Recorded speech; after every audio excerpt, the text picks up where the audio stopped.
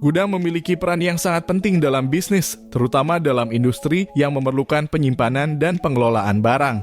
Gudang berfungsi sebagai titik pengiriman dan penerimaan barang sehingga memudahkan proses pengiriman dan penerimaan.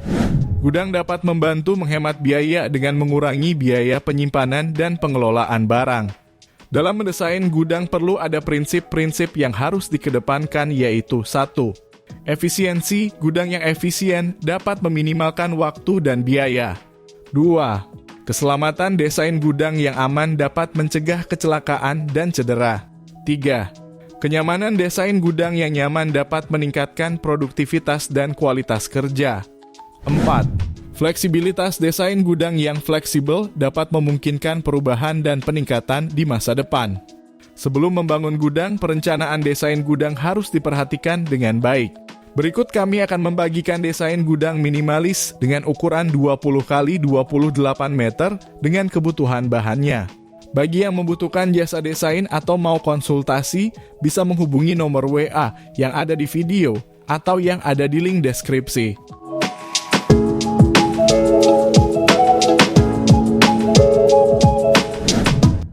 Masuk ke dalam pekerjaannya, pertama kita masuk ke dalam pekerjaan persiapan, yaitu pembersihan lahan, dan dilanjutkan ke pekerjaan galian pondasi.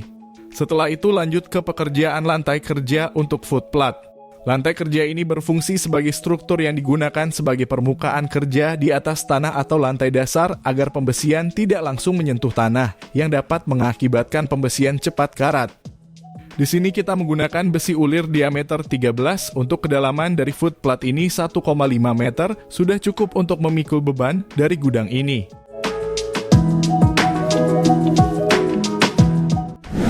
Lanjut ke pekerjaan slough. Di sini kita menggunakan slough ukuran 20 x 30 cm. Awalnya dibuat lantai kerja sebagai alas dari struktur bangunan agar besi tulangannya tidak langsung menempel dengan tanah. Lanjut ke tulangannya, di sini kita pakai besi ulir diameter 13 berjumlah 6 batang sebagai tulangannya dan besi diameter 10 untuk ringnya dengan jarak 15 cm.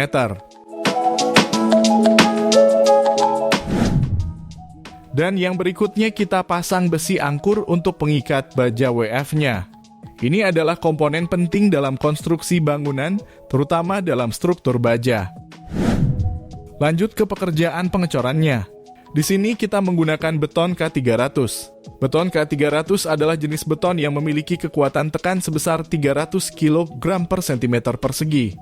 Beton K300 memiliki kekuatan tekan yang tinggi sehingga dapat menahan beban yang berat. Setelah dicor, kita lanjut ke pekerjaan timbunan dan pemadatan tanahnya. Lanjut ke pekerjaan struktur bajanya. Di sini kita gunakan baja WF berukuran 200 x 100 x 5,5 dengan ketebalan 8 mm. Untuk sikunya menggunakan plat strip 4 x 40 mm. Untuk mencegah korosi pada baja ini digunakan zinc-chromate propan dan cat finishingnya. Dengan dicat seperti ini, baja akan lebih awet dan terlindungi dari karat dan korosi.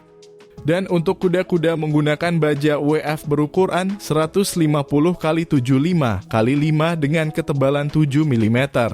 Dalam merencanakan pekerjaan baja WF seperti ini, harus pastikan desain dan perencanaan struktur baja WF telah dilakukan dengan benar dan sesuai dengan standar yang berlaku.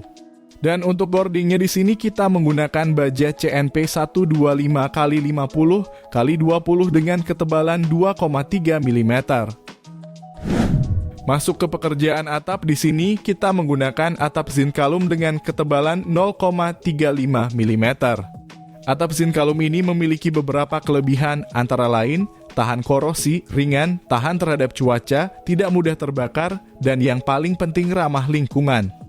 Dan untuk atap knob-nya menggunakan zinkalum 0,4 mm. Lanjut ke pekerjaan dinding, di sini kita menggunakan dinding bata ringan. Bata ringan memiliki kelebihan, yaitu bata ringan memiliki berat yang lebih ringan dibandingkan dengan bata konvensional, sehingga memudahkan dalam proses pemasangan. Bata ringan memiliki kekuatan yang tinggi dan dapat menahan beban yang berat sehingga cocok untuk digunakan pada pekerjaan gudang.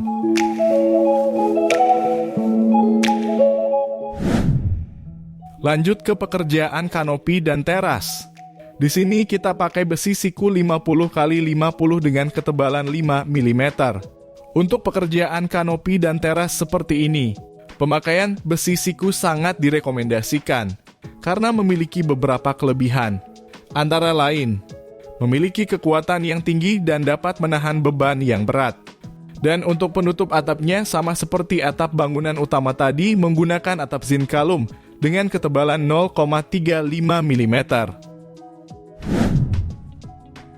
Lanjut ke pekerjaan dinding parkiran. Di sini kita menggunakan bahan sandwich panel dan pintunya menggunakan pintu harmonika.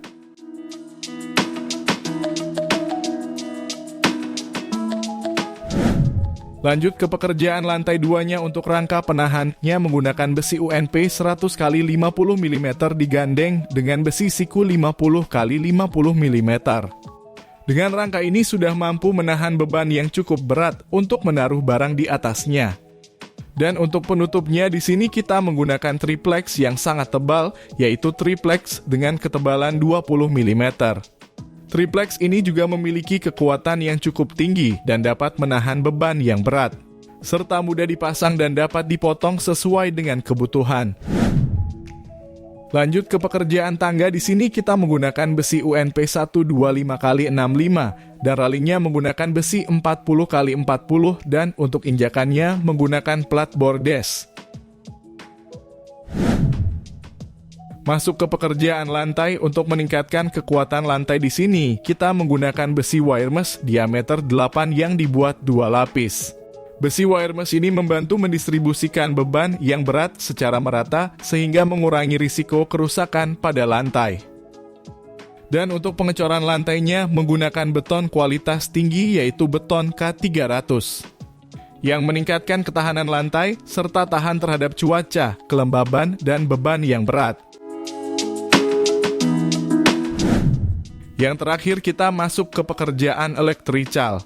Proses pemasangan dan pengaturan sistem listrik pada suatu bangunan harus benar-benar diperhatikan agar berfungsi dengan baik dan terhindar dari korsleting listrik. Terima kasih telah menonton video kami. Jika kamu ingin melihat lebih banyak konten seperti ini, jangan lupa untuk subscribe dan tekan tombol notifikasinya agar kamu tidak ketinggalan dengan video baru dari kami. Bagi yang membutuhkan jasa desain gudang atau hanya sekedar konsultasi tentang desain gudang seperti ini, bisa menghubungi nomor WhatsApp yang ada di video atau yang ada di link deskripsi. Sekian dan sampai jumpa di video kami berikutnya.